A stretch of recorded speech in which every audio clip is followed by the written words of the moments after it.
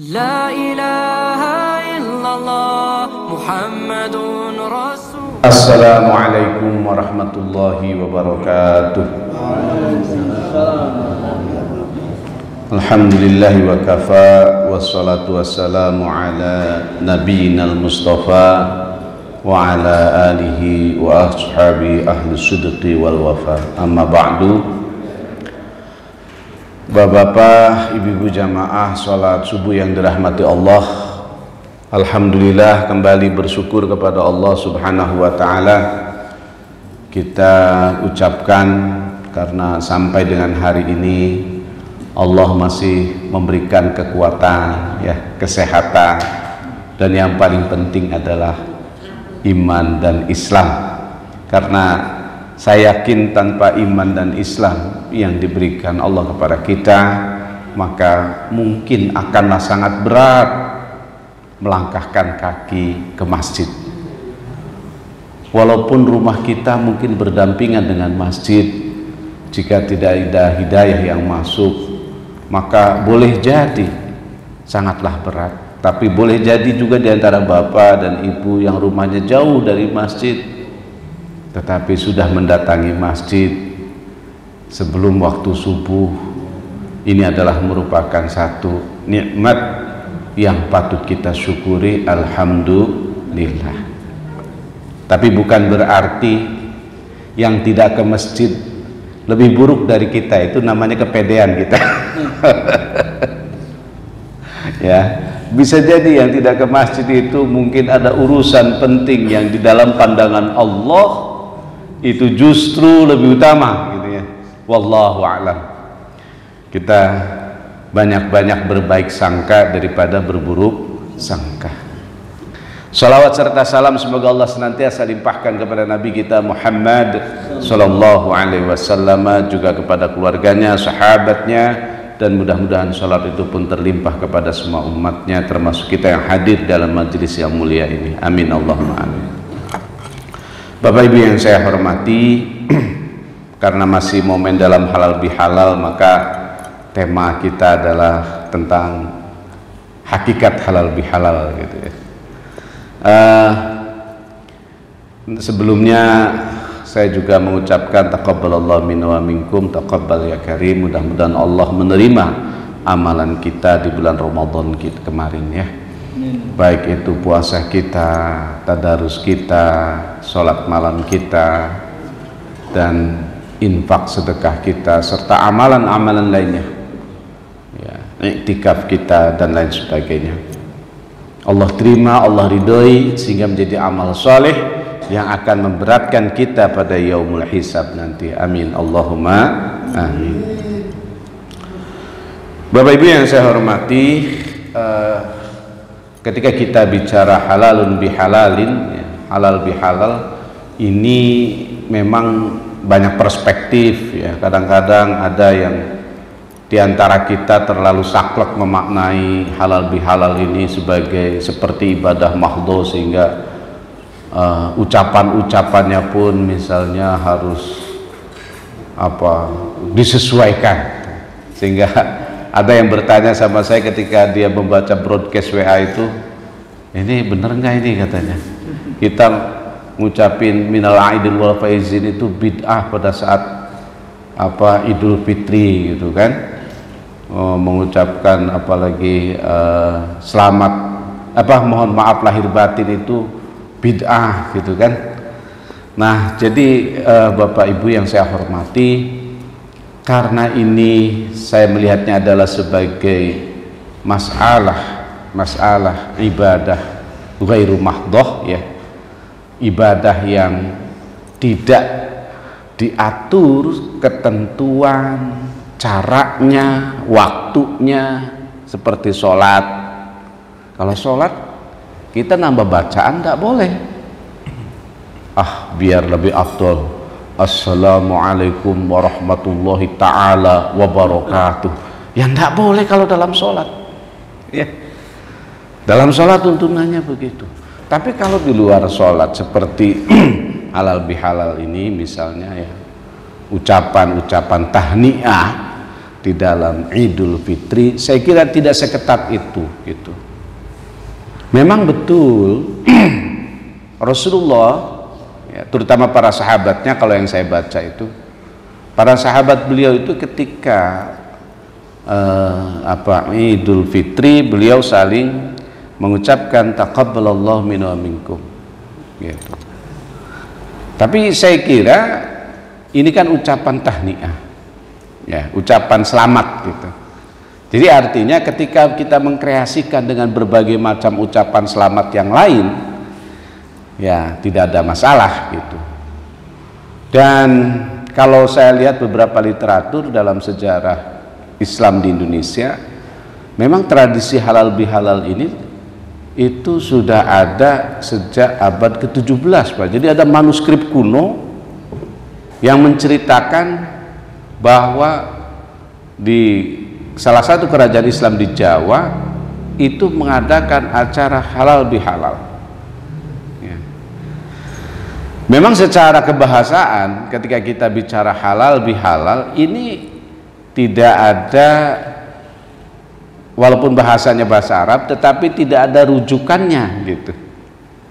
Artinya ya ini tradisi di antara sesama kita bangsa Indonesia ya, misalnya halal dengan halal gitu. Itu tidak ada memang, baik jangankan Quran hadis, bahkan di kitab-kitab klasik pun ya, sependek sepengetahuan saya gitu, itu memang tidak ditemukan gitu, baik oleh ulama-ulama terdahulu salafus saleh maupun ulama-ulama yang kontemporer. Tapi di Indonesia ini ada ya. Kemudian bahkan di tahun 1924 ini buktinya otentik, Muhammadiyah itu mengadakan di surat suara Muhammadiyah ucapan ala bihalal gitu. Jadi bukan halal tapi ala bihalal, bukan halal bihalal. Itu ada tertulis otentik itu tahun 1924. Nah, cuma tampaknya kemudian menjadi budaya nasional ketika Bung Karno mempopulerkan itu, terutama konon katanya setelah ada friksi-friksi dalam politik kebangsaan pada saat itu, dan menjadikan momen setelah Idul Fitri itu adalah momen untuk saling mempersatukan. Jadi apa hakikat dari halal bihalal? Inti dari halal bihalal itu adalah silaturahim ya, menyambung rahim. Apa rahim di sini? Rahim ini berasal dari kata rahima, yarhamu, ya kan? Ada di situ adalah kasih sayang. Ada di situ, kalau rahim sendiri itu kan tempat bertumbuhnya janin gitu. Jadi di antara sesama saudara itu harus saling menyambungkan tali silaturahim. Nah, kritik yang sering kali dikemukakan, kan silaturahim nggak harus lebaran gitu ya, nggak harus Idul Fitri. Silaturahim itu harus kita lakukan setiap saat, setiap waktu. Betul, tidak ada yang salah gitu. Tetapi ketika menjadikan momen lebaran dan Idul Fitri sebagai momen silaturahim, momen saling bertemu, itu juga saya kira tradisi yang baik ya. Jadi kalau ini tradisi yang baik, kemudian juga bukan bagian dari ibadah mahdhoh, maka mengapa kemudian hal-hal seperti ini dikritisi dengan cara-cara atau penghakiman yang tidak bijaksana ya. Nah, kalau misalnya sudah dibilang bid'ah itu kan rasa-rasanya gitu. Jadi oleh karena itu Bapak Ibu yang saya hormati, prinsipnya adalah memang silaturahim. Kemudian mohon maaf lahir batin. Ini ada lagi kan minal aidin wal faizin gitu ya. Itu sebenarnya adalah doa gitu. Dan memang tidak ada rujukannya. Jangankan Quran hadis Bapak Ibu. Artinya rujukan secara letterlek ya. Kalau secara makna saya kira banyak. Tapi kalau secara letterlek misalnya minal aidin wal faizin, itu memang tidak ada. Tapi ini adalah merupakan kearifan ulama-ulama kita gitu. Ya. Ucapan selamat artinya apa? Minal aidin, semoga kita termasuk orang yang kembali, wal faizin, dan orang yang menang gitu. Jadi maksudnya apa? Al aidin wal faizin, kembali dan menang. Nah, di sini kan ada makna-makna memang yang sesuai dengan perjalanan kita di ibadah Ramadan. Dalam ibadah Ramadan itu memang kita supaya apa? Supaya kembali, ya, kembali kepada fitrah kita, gitu. Kan kata Rasul, man shoma ramadhana imanan wahtisaban ghufira lahu ma taqaddama min zambi. Siapa saja yang berpuasa di bulan Ramadan, maka ia akan diampuni dosanya. Kan berarti kan kembali apa Pak? Kembali suci, ya, kembali suci. Maka kemudian wal faizin, dan menang dari apa? Ya, menang dari hawa nafsu lah, katakan begitu ya Bapak Ibu. Karena di dalam bulan Ramadan kan kita mengekang hawa nafsu kita. Walaupun hadis tentang kita baru saja meninggalkan perang kecil dan kita menuju perang besar, itu ternyata secara sanad memang tidak sahih gitu ya. Sehingga banyak ulama yang tidak mau mengutip hadis ini karena sanadnya bermasalah. Sanad itu rangkaian orang yang meriwayatkan gitu ya, itu bermasalah. Sehingga akhirnya paling tidak, walaupun kita tidak merujuk kepada hadis itu, tapi kan kita memang betul-betul di bulan Ramadan itu menahan hawa nafsu. Apalagi misalnya di bulan Ramadan kita diperintahkan oleh Rasulullah fala yarfus, jangan berkata-kata kotor gitu kan, wala yaskhab, jangan membuat gaduh. Bahkan wa insyatama, kalau kita dicaci maki di bulan Ramadan itu, maka cukup kita menjawab dengan ini shaim, maaf saya lagi puasa. Jadi di sini kan berarti wal kaziminal ghaiz, ya. Ini kan ayat terkait dengan ciri orang bertakwa itu apa? Yaitu senantiasa menahan amarahnya, wal afina 'anin nas, dan memaafkan kesalahan orang lain. Nah, barangkali di sini momen-momen ini diajarkan oleh ulama-ulama kita bahwa sikap bersilaturahim itu ditonjolkan di momen Idul Fitri, tapi kemudian juga dilanjutkan ke momen-momen berikutnya. Tapi di Idul Fitri ini seakan-akan momentum gitulah. Ya. Nah, tapi juga jangan punya prinsip juga kalau kita punya salah sama orang, ntar deh nunggu Idul Fitri aja maaf-maafannya. Itu salah juga kalau gitu. Masa berbuat salahnya di bulan misalnya Zulqa'dah, Zulhijjah, nunggu Syawal. Emang umur kita sampai Syawal kan gitu? Kan belum tentu juga. Ya. Jadi kalau kita memang ada kesalahan kepada orang lain, ya memang kita harus meminta maaf, meminta ridhonya. Jika memang ada kerugian material, kerugian moral yang harus diganti, ya kita juga menggantinya.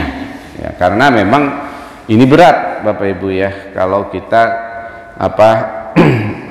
ada kerugian material ataupun moral, itu hadisnya sahih ya, bahwa orang nanti di hari akhirat itu kan dia datang dengan membawa banyak pahala gitu kan. Nah, itu orang bangkrut kata Rasul. Tapi ketika dia akan masuk surga, banyak yang protes, ya Allah saya nggak ridho dia masuk surga. Kenapa? Waktu di dunia dia pernah nyakitin saya. Ya sudah, nih pahala sholatnya buat kamu. Yang lain juga sama, saya juga nggak ridho dia masuk surga ya Allah. Kenapa? Waktu di dunia dia mempermalukan saya di grup WhatsApp.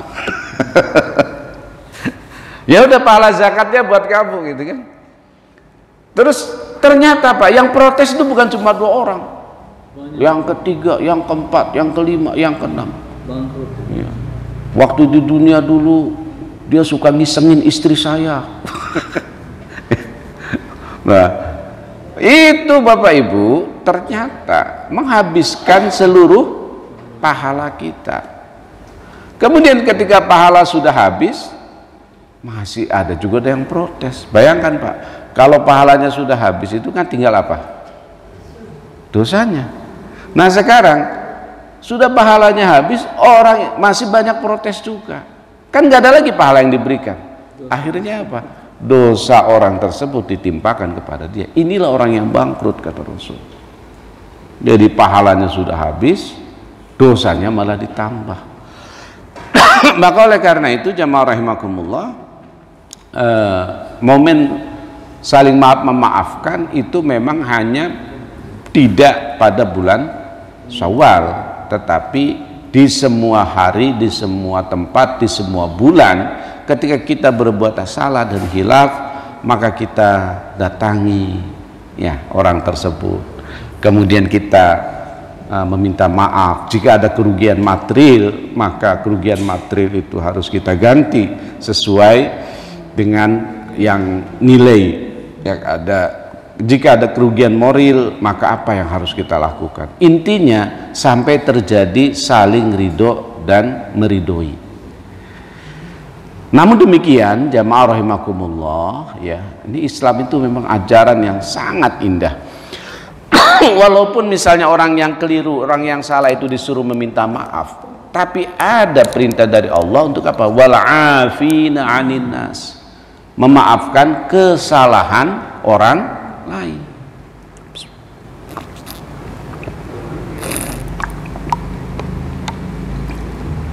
Untuk memaafkan kesalahan orang lain. Gitu. Jadi artinya bahwa di satu sisi orang yang bersalah disuruh minta maaf, tapi di sisi lain orang yang dizolimi diperintahkan oleh Allah untuk memaafkan orang-orang itu. Lebih baik. Lebih baik. Memaafkan itu lebih baik. Karena ada hadis juga yang sahih juga Pak. Di surga maaf. Jadi Rasul 3 hari berturut-turut mengatakan kepada jamaah gitu ya. Kata Rasul, akan datang calon penghuni surga. Hari pertama tuh Pak, datanglah si fulan. Kemudian hari kedua Rasul mengatakan juga akan datang calon penghuni surga. Yang datang si fulan itu lagi. Sampai hari ketiga yang datang si fulan lagi. Akhirnya ada sahabat yang penasaran, apa sih amalan orang ini kok sampai Rasul mengatakan dia calon penghuni surga. Padahal artinya Pak, kalau dari segi ibadah fisik nih kayaknya biasa-biasa aja itu orang gitu, tapi kok sebegitu hebatnya di mata Rasulullah. Akhirnya, dan sahabat yang penasaran itu namanya Abdullah bin Umar radhiyallahu anhuma, anaknya Umar bin Khattab, namanya Abdullah. Akhirnya saking penasarannya Pak, dia akhirnya membuat strategi. Dengan cara apa? Kalau sekarang mah ya penelitian gitu ya, seakan-akan begitu, penelitian yang sifatnya partisipatif gitu. Akhirnya dia datanglah ke rumah fulan itu. Assalamualaikum warahmatullahi wabarakatuh. Fulan, saya ini lagi tidak harmonis dengan istri saya, jadi saya mau bertamu di rumah Anda dulu. Oh ya silahkan. Nah, disiapkanlah segala sesuatunya termasuk kamarnya, karena orang Arab Pak kalau bertamu ya, apalagi dalam hal seperti itu biasanya disiapkan, tradisinya itu 3 hari Pak. untuk makan, minum dan lain sebagainya. Ya, bertamu itu 3 hari disiapkan. Apalagi dia sudah bilang kalau dia sedang tidak harmonis dengan istrinya gitu. Kalau setelah 3 hari nggak pulang baru ditanya, ini mau mingguan apa bulanan kan gitu. Enggak Pak, bercanda. 3 hari ya, 3 hari. 3 hari itu diamati dengan secara seksama. Apa sih amalan si fulan itu? Hari pertama, pagi, siang, malam, selesai. Dia tidak menemukan apapun. Hari kedua juga dicermati seteliti mungkin. Ternyata tidak ada keistimewaan apapun dari amalan si fulan yang membedakan dengan amalan sahabat-sahabat lain. Sedekahnya, apanya gitu kan, sholatnya, tadarusnya, muamalah dia dengan istri dan anaknya dan seterusnya. Hari ketiga ternyata ia pun tidak menemukan apapun gitu. Akhirnya di hari terakhir itu dia berkata kepada si fulan dengan jujur, "Fulan, saya mohon maaf. Kenapa Abdullah? Begini, saya ini sebenarnya tidak ada masalah dengan istri saya gitu. Tidak ada masalah dengan istri saya. Saya kemarin mohon maaf berbohong gitu kan." Terus gimana? Jadi sebenarnya ada hal yang ingin saya tanyakan kepada Anda, karena selama 3 hari saya mengamati itu tidak menemukan gitu. Apa itu? Begini katanya, Rasulullah itu 3 hari berturut-turut mengatakan engkau itu calon penghuni surga. Jadi ketika engkau belum datang, Rasul mengatakan akan datang calon penghuni surga, dan yang datang engkau. Hari kedua pun yang datang engkau lagi, hari ketiga yang datang pun engkau lagi. Maka selama 3 hari 3 malam kemarin saya mengamati amalan-amalan Anda gitu kan. Ternyata setelah saya amati amalan-amalan Anda, sebenarnya amalan Anda itu tidak ada yang lebih istimewa daripada sahabat lain. Kalau Anda tahajud, sahabat lain pun tahajud, bahkan mungkin ada yang tahajudnya lebih lama, lebih khusyuk daripada Anda. Kalau Anda tadarus, sahabat lain pun tadarus. Kalau Anda sholat duha, sahabat lain pun sholat duha. Tapi kenapa Anda kok dibilang sebagai calon penghuni surga, dan khusus untuk Anda tidak sahabat yang lain? Nah, maka si fulan ini menjawab, ya begitulah saya, katanya. Memang tidak ada istimewa dan saya. Ya sudah, kalau begitu saya pamit pulang. Tapi sebentar wahai Abdullah bin Umar, katanya. Nah, ini dia mengatakan, gimana? Barangkali ini barangkali, katanya. Mungkin yang membedakan saya dengan sahabat-sahabat yang lain adalah saya itu setiap menjelang tidur, saya maafkan semua orang yang pernah bersalah kepada saya, baik dia minta maaf maupun tidak minta maaf. Nah, ini luar biasa kan Pak ya, memaafkan itu. Jadi dia maafin semua orang. Nah, maka kalau ada orang yang zolim sama bapak, sama ibu, ikrarkan, ya Allah, saya maafkan si fulan yang telah mempermalukan saya, saya maafkan si fulan yang telah mencaci maki saya maafkan si fulan yang telah menipu saya. Maka itu ternyata amalan yang begitu sangat luar biasa. Jadi ajaran Islam itu sangat luar biasa. Bagi yang bersalah suruh minta maaf, tapi bagi yang pernah dizolimi diperintahkan wal'afina 'anin nas, memaafkan kesalahan orang lain. Gitu. Masya Allah. Ini memang memaafkan itu kan berat ya Pak ya, apalagi misalnya bapak dapat warisan lebih kecil gitu kan, begitu dizolimi udah kecil diminta lagi, wah berat sekali walaupun itu saudara kandung misalnya kan, apalagi orang lain gitu ya. Atau bapak misalnya atau ibu sama-sama kerja di satu kantor gitu kan, pekerjaannya bapak mungkin lebih berat tapi bagiannya lebih sedikit gitu. Nah, itu memaafkan seperti ini berat ya. Tapi Allah katakan, Rasul mengabarkan bahwa orang yang mampu memaafkan kesalahan orang lain itu akan ditinggikan derajatnya oleh Allah Subhanahu wa taala. Dan kisah-kisah orang tentang memaafkan itu sampai belakangan kan masih ada Pak ya. Yang kita temui misalnya Buya Hamka, bagaimana dizolimi oleh Bung Karno, tetapi beliau memaafkan, bahkan mensolati jenazahnya.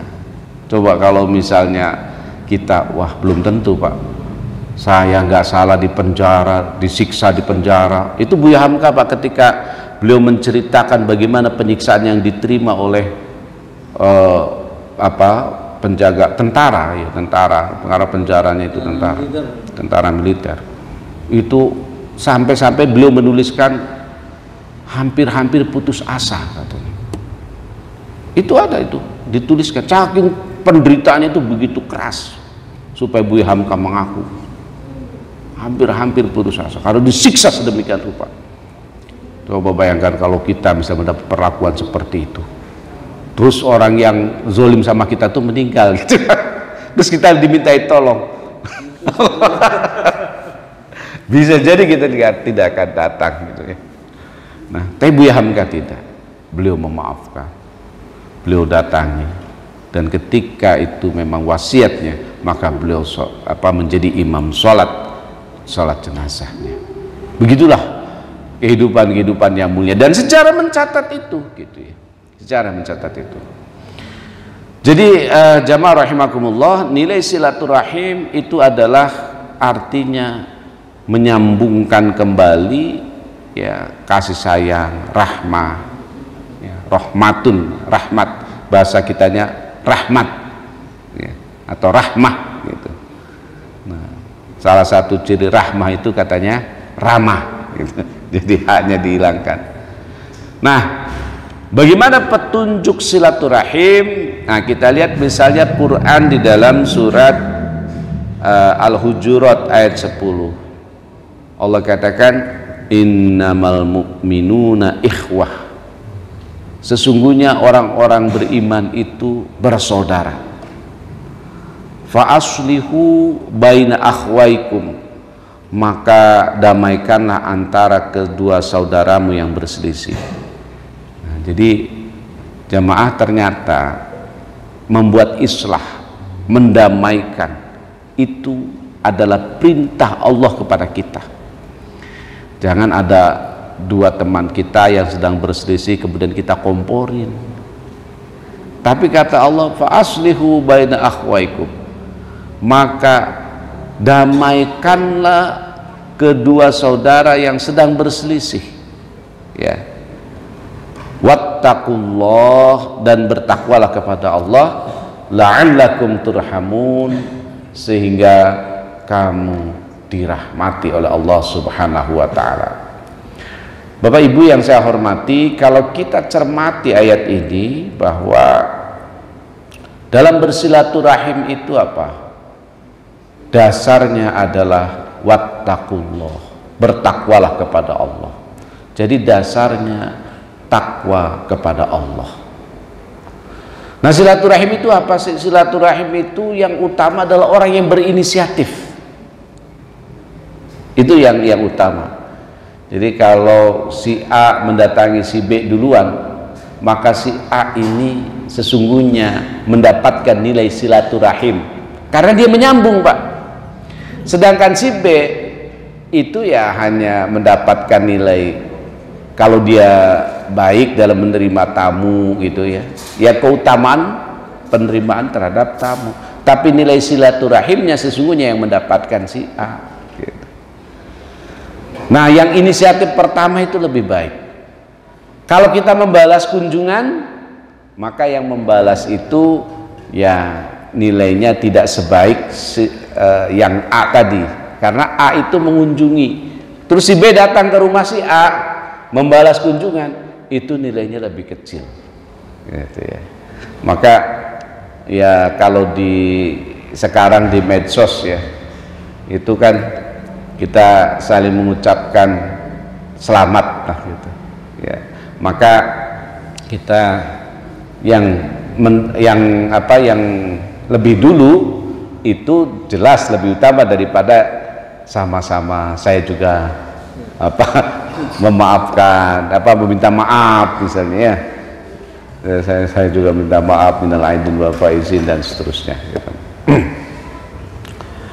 Nah, terus dasar dari itu semua adalah ketakwaan kepada Allah. Ini kalau dasarnya ketakwaan, jadi artinya apa? Bahwa kita dalam menjalin silaturahim jangan nilai-nilai materialisme yang kita kedepankan. Karena kalau nilai-nilai materialisme yang kita kedepankan, maka silaturahim kita akan berbeda-beda antara satu orang dengan orang lain. Pilih-pilih. Nah, kalau atasan yang menyapa kita, wah kita ramahnya minta ampun. Tapi kalau bawahan yang menyapa kita, seininya aja, secukupnya saja kita jawabnya. Senyumnya pun tidak selebar ketika kita senyum terhadap atasan kita. Jadi ini berarti ada diskriminasi dalam perlakuan silaturahim. Kenapa? Karena dasarnya nilai-nilai kapitalis. Peradaban kapitalis itu meniscayakan dan meniscayakan kita kadang-kadang memang dalam posisi-posisi seperti itu. Dan kita berada di Jakarta dan sekitarnya ini, kalau tidak mengembalikan pada nilai ketakwaan, maka akan terjadi kemudian nilai-nilai kapitalisme di dalam kehidupan kita dalam bersilaturahim, sehingga kita akan berkunjung kepada orang yang hanya menguntungkan kita. Padahal petunjuk silaturahim misalnya dalam petunjuk Al-Quran, wa atizal qurba haqqahu. Ya, pertama dari wa qadha rabbuka alla ta'budu illa iyyahu wa bil walidaini ihsana. Ya, yang pertama setelah kita menyembah Allah dengan penuh kekhusyuan, dengan penuh ketundukan, kemudian apa? Wa bil walidaini ihsana, birrul walidain, berbuat baik kepada kedua orang tua. Selama kita hidup, Pak, kita harus berbuat baik kepada orang tua walaupun orang tua kita sudah meninggal. Apalagi orang tua kita masih hidup. Kalau orang tua kita masih hidup, berbuat baiknya wah banyak rupa, banyak cara. Ya, kita datangi, kita rawat, kita asuh. Kalau kita tidak merawat, tidak mengasuhnya, karena orang tua itu, Pak, dia itu lebih senang di kampungnya, walaupun rumah bapak itu megah, mewah, fasilitasnya lengkap, ada suster, ada macam-macam. Enggak, dia nggak mau. Dia kangen sama musola di kampungnya. Ya, dia kangen rumahnya. Dia kangen suasana empang dan lain sebagainya. Coba saja orang tua bapak misal datang ke rumah bapak, seminggu itu udah gelisah itu. Sebulan tuh udah. Ayo. Ada aja alasannya. Itu alasannya ada saja. Walaupun bapak berikan fasilitas sehebat apapun, orang tua nggak bisa itu. Dan ya itu saya kira sesuatu yang maklum gitu ya.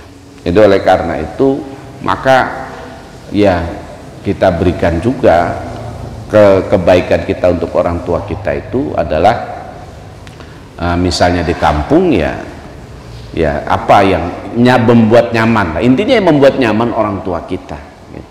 Jangan menurut kita apa sih bapak ini di kampung kan susah bener begini begitu. Ntar kalau sakit tiba-tiba dokter juga jauh ini. Tapi tidak seperti itu orang tua kita berpikirnya. Maka barangkali ya kita mungkin ketika kita punya rezeki lebih, ya kita bayar orang di sana barangkali untuk melihat bapak kita gitu kan, ibu kita gitu. bila perlu ya memang untuk membantu sehari-harinya. Tapi kadang-kadang orang tua kan nggak mau juga Pak, kalau bapak kirim pembantu ke rumahnya itu bisa udah kamu pulang aja, nggak usah lagi. Ya paling tidak untuk ngawasin, untuk memberitahu gitu ya, bagaimana kapan memastikan bahwa orang tua kita baik-baik saja. Bagi yang sudah meninggal orang tua kita, bagaimana birrul walidainnya? Banyak cara ya. Yang pasti mendoakan keduanya. Rabbighfirli wali walidayya warhamhuma kama rabbayani shaghira. Doanya pendek Pak, doanya pendek, tapi itu yang diajarkan oleh Allah Subhanahu wa Ta'ala kepada kita, dan doa itulah yang kemudian akan meringankan kehilapan orang tua kita, menjadi ringan Pak. Ya Allah, ampuni dosaku dan dosa kedua orang tua, sayangi mereka, rahmati mereka. Bapak Ibu, dalam salah satu hadis dinyatakan tidak ada orang yang masuk surga karena amalnya. Orang masuk surga itu karena rahmat Allah. Dan kita minta dalam doa tadi apa? Warhamhuma, ya Allah rahmati keduanya. Kama rabbayani shaghira, sebagaimana keduanya mendidikku, merawatku, membesarkanku di waktu aku kecil. Ya, kita itu Pak tahu bagaimana perjuangan orang tua setelah kita jadi orang tua. Ya. Anak kita sakit, apa kita senang tidur? Enggak Pak, ngantuk sengantuk-ngantuknya. Tapi anak kita sakit, kita juga nggak bisa tidur. Bahkan kita bawa anak kita ke rumah sakit, sudah ditangani dokter, apa kita pulas? Sudah tanya dokter, saya tidur pulas. Enggak Pak, paling saking ngantuknya kita terlenggut begitu, terus bangun lagi. Bagaimana anak saya? Kembali lagi berdoa, ya Allah selamatkan anakku, ya Allah selamatkan anakku. Begitulah orang tua kepada kita ya. Maka kalau Allah perintahkan wabil walidaini ihsana, berbuat baiklah kepada kedua orang tua, artinya kita mengabdikan seluruh apa yang kita punya untuk orang tua kita. Maka orang tua nggak boleh dapat zakat Pak. Orang tua tidak boleh dapat zakat. Orang tua harus diberikan seluruh haknya. Bahkan kemudian ketika kita habis sehingga kita tidak wajib zakat gara-gara melayani orang tua, memang kita nggak wajib zakat. Karena apa? Karena membiayai orang tua misalnya macam-macamnya ternyata mengurangi nisab zakat kita. Harusnya berzakat, kalau harus bayar rumah sakit, harus bayar ini, bayar itu, maka kemudian kita tidak bayar zakat. Kenapa? Sudah tidak satu nisab lagi gitu ya, misalnya seperti itu. Jadi jamaah rahimakumullah, wabil walidaini ihsana, yang pertama petunjuk silaturahim adalah kepada kedua orang tua. Apakah kemudian dalam rangka birrul walidain itu mendoakan itu kita harus ke kuburnya? Tidak juga. Ke kubur itu Pak, ziarah kubur itu sunnah. Kata Rasul, kuntu nahaitukum an ziyaratil kubur, dulu aku melarang kalian berziarah kubur, fazuruha, sekarang silahkan berziarah. Tapi tidak kemudian berziarah itu apalagi sampai kayak di kita ya. Saya sih kadang-kadang berziarah kubur menjelang Ramadan, setelah Ramadan itu jarang lah. Lebih banyak repotnya gitu kan, cari parkiran aja susah gitu, macet dan lain sebagainya. Ya, ziarah kubur boleh di hari-hari yang lain. Dan ziarah kubur itu bukan untuk kepada orang yang sudah meninggal sebenarnya, hakikatnya keuntungan utamanya untuk siapa? Untuk kita, bahwa inilah tempat terakhir kita gitu loh. Inilah juga kita akan ke sini, mengingatkan kita. Kalau mendoakan Pak, Bapak dari manapun, insya Allah doa itu sampai. Ya. Jadi nggak harus di depan makam beliau, dimanapun sampai kalau mendoakan. Kemudian yang berikutnya Bapak Ibu, termasuk birrul walidain adalah kita mengamalkan amalan-amalan soleh yang sudah diamalkan oleh orang tua kita. Kalau orang tua kita dulu misalnya sering datangin anak yatim, gitu kan, kita ikuti, kita lestarikan amalan-amalan soleh itu. Ini juga bagian dari birrul walidain. Yang ketiga, birrul walidain adalah juga mengunjungi teman-teman, sahabat-sahabat, kolega-kolega, besti-besti, ya kan, kalau kata sekarang, dari orang tua kita. Ya, misalnya, oh ternyata ada nih orang tua saya, teman orang tua saya dulu waktu SD di Bandung. Kita datangi ke sana, Pak. Silaturahim. Kita kenalkan diri. Mungkin dia nggak kenal sama kita. Kita kenalkan diri kita. Saya putra dari almarhumah ibu siapa. Oh, pasti dia akan mengatakan, oh, senang dia, Pak. Dan ternyata pahala ini juga akan mengalir kepada orang tua kita. Jadi birrul walidain itu sepanjang kita masih hidup harus kita lakukan, minimal mendoakan. Ya, ternyata teman orang tua kita sudah nggak ada semua, kita doakan saja. Ya. Wabil walidaini ihsana. Terus petunjuk silaturahmi yang kedua, wa atizal qurba, datangi, penuhi hak-haknya orang, haknya orang yang dekat dengan kita. Nah, jadi orang yang dekat kepada kita. Ini juga petunjuk dalam kita memberi, ya. Karena dalam bersilaturahim itu identik ada pemberian. Bapak Ibu, kata Rasul, tahadu tahabbu, ya.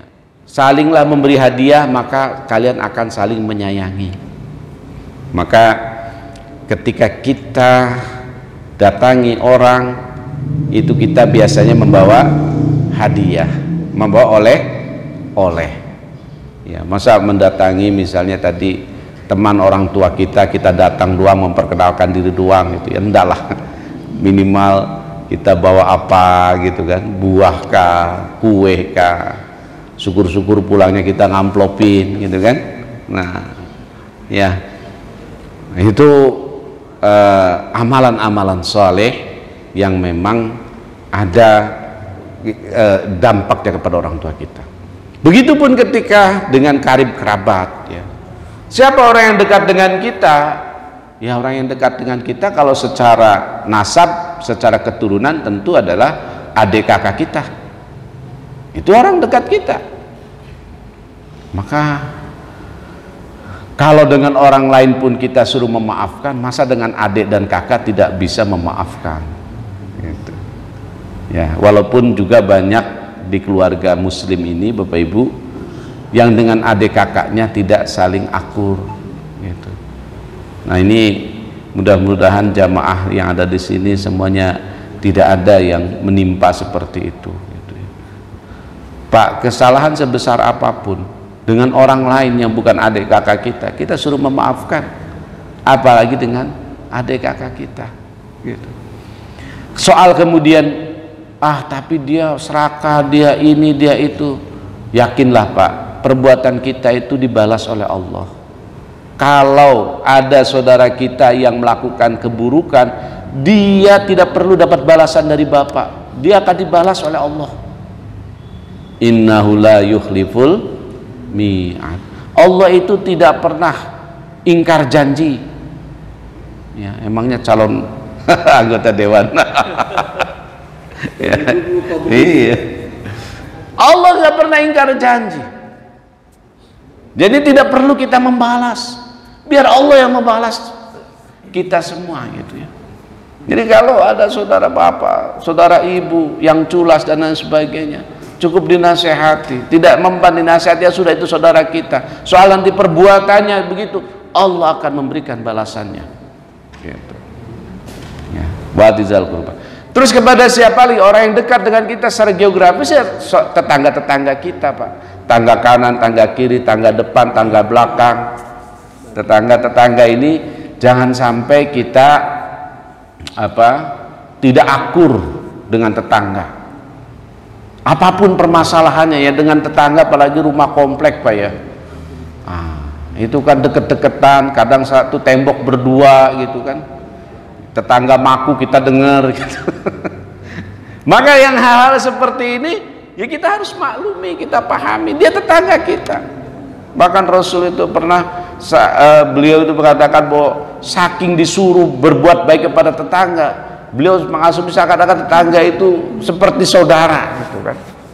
Ya, jadi ya memang tetangga-tetangga kita kanan kiri depan belakang itu adalah merupakan orang-orang yang harus diberikan haknya ya. Jangan kita dekat sama blok jauh tetapi sama tetangga sendiri tidak pernah nyapa, tidak pernah bersehelo gitu kan ya. Watizal qurba haqqahu baru wal miskin, orang miskin ya. Jadi ini adalah terkait dengan silaturahim didasarkan pada ketakwaan tadi, Pak ya. Ketakwaan. Pak Edi jam berapa ininya, Pak Edi? Udah habis? Udah ya? Baik. Untuk teknis terkait dengan silaturahim bisa Bapak baca nanti di ayat 11. Tadi kan ayat 10 ya, 11, 12 gitu. Sama 13 ya. Sedikit saja barangkali di ayat 11 itu Allah perintahkan kepada kita jangan mengecilkan orang lain, kemudian jangan memberi panggilan-panggilan yang buruk.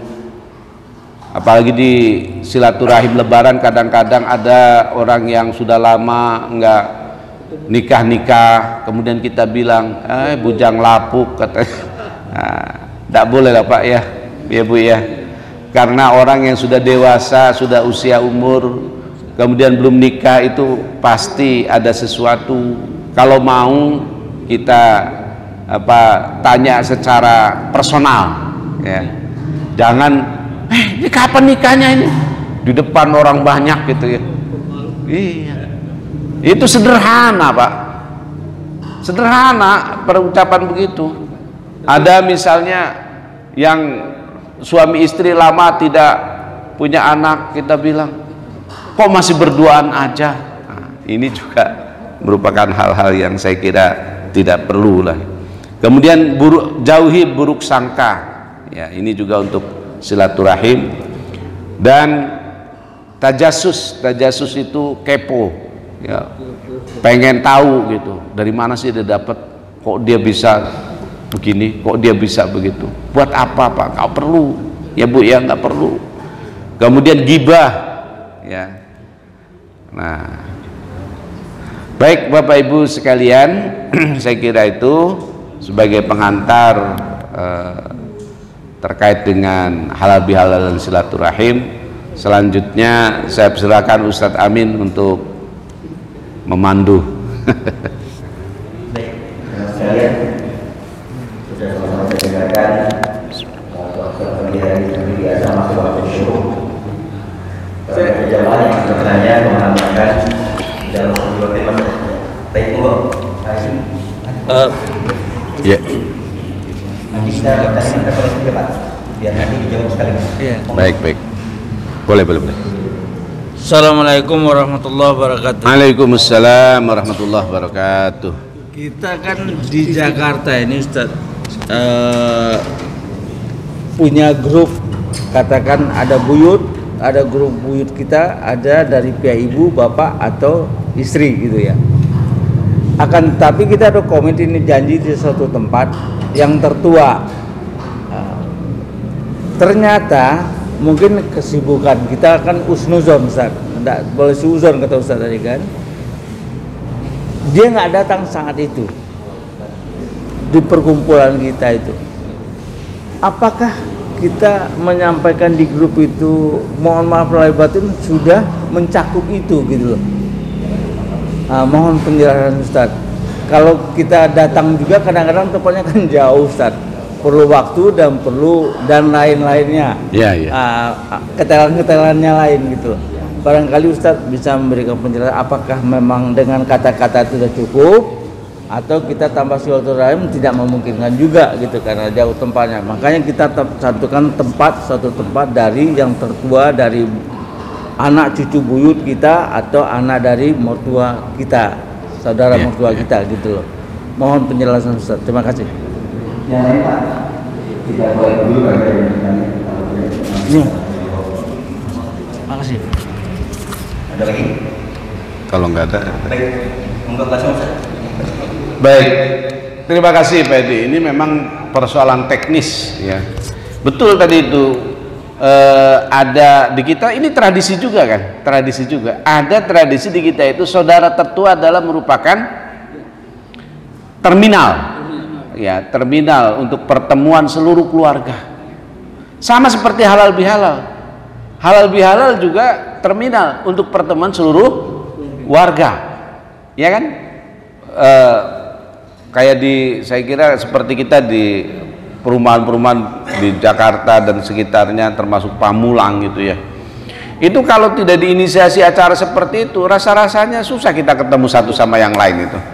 Tapi dalam acara itu apakah masjid yang menyelenggarakan, apakah RT yang menyelenggarakan, apakah RW yang menyelenggarakan, yang tadinya tidak pernah ketemu menjadi ketemu, ya kan? Apalagi jamaahnya masih usia-usia produktif misalnya kan, berangkat pagi pulang pagi jadi nggak pernah ketemu. Nah, maka saya kira adanya terminal-terminal pertemuan ya, apakah itu saudara tertua, apakah halal bihalal, itu momen penting yang harus kita hadiri ya. Nah, pertanyaannya tadi Pak Edi, misalnya bagaimana kalau ada yang tidak datang gitu kan, apakah cukup misalnya lewat grup dan lain sebagainya. Nah, kalau yang tidak datang ya pasti tadi memang harus husnuzon. Tapi kalau tidak datangnya tiap tahun perlu ditanyakan itu Pak.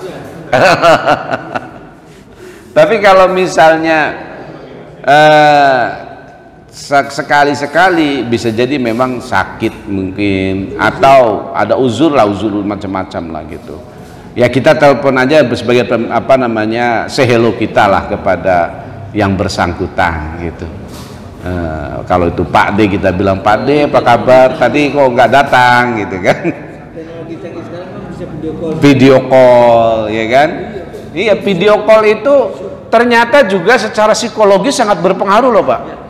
Dulu saya ingat betul Pak, sebelum ada video call itu kalau lebaran orang baru ketemu dan nangis, pulang nangis juga. Iya, coba Bapak rasakan sebelum ada teknologi video call. Tapi setelah video call ada, kita ketemu pun kayaknya biasa, pulang pun biasa. Kenapa? Bisa kapan saja kita ngelihat wajahnya.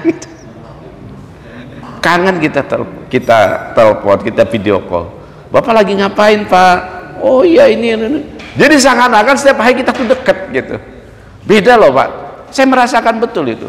Sebelum ada teknologi video call itu, ya Allah begitu pulang tuh apa namanya ketemu itu kayaknya erat betul gitu. Psikologisnya gitu. Begitu pulang kayaknya aduh berat bener sampai tangis-tangisan. Tapi setelah ada teknologi video call itu enggak gitu. Kita merasakan memang setiap hari kita bisa bertemu, kita bisa berkomunikasi. Jadi saya kira itu solusi ya Pak Edi. Maka oleh karena itu ya manfaat-manfaatnya memang begitu banyak. Dan saya setuju lah itu. Hindarkan suuzon. Kemudian klarifikasi tabayun itu lebih baik daripada suuzon. Baik Bapak Ibu, mudah-mudahan kita semua senantiasa dirahmati dan diberkahi oleh Allah Subhanahu wa taala, dan mudah-mudahan silaturahim kita senantiasa terjaga. Mohon maaf apabila ada kekeliruan dalam penyampaian ini. Terima kasih atas segala perhatian. Nasrun minallah fatsun qarib, wallahul muwaffiq ila aqwamit thoriq. Wassalamualaikum warahmatullahi wabarakatuh.